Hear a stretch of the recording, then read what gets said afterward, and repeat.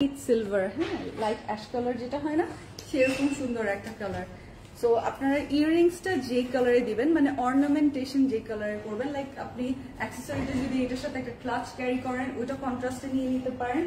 কে কে কে তারপর চলে গেল, তো চাবি নিতে আসছিল তাই তো, ছিল ওর তো এখন আসারই কথা না।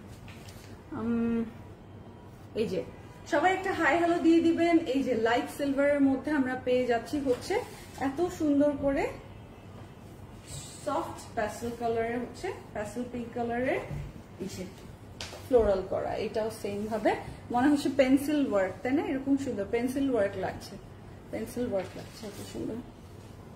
এই দেখেন এটা দুপাট্টা। সবাই একটু শেয়ার করে দিবেন লাইভটা জলদি জলদি, আর যারাই জয়েন করেছেন একটু কমেন্ট করবেন কে কোথা থেকে দেখছেন। এটার সাথে লাইট অ্যাশ কালারের হচ্ছে সালোয়ারটা দিয়েছে। দেখেন আমি বলে দিই, এইটা আপনি যত সুন্দর ইয়াররিংস দিয়ে পরবেন, মানে আপনি যেভাবে ইমাজিন করবেন ওইভাবে আপনি এটার সাথে ফুল কালারটা ম্যাচ করবেন। লাইক এই কালারের একটা যদি ইয়াররিংস পরেন, এই কালারের একটা ক্লাচ দিবেন বা শুজ পরবেন, সাথে আপনার একটু পাইপিংটা ওই কালারে দিবেন, অথবা আপনি একটা ক্রোশেটের লেস দিয়ে নিতে পারেন। দেখবেন যে ওভারঅল একটা খুব এলিগেন্ট লুক চলে আসে। ওমেন্স ক্লথ লিখছে, ওয়াও।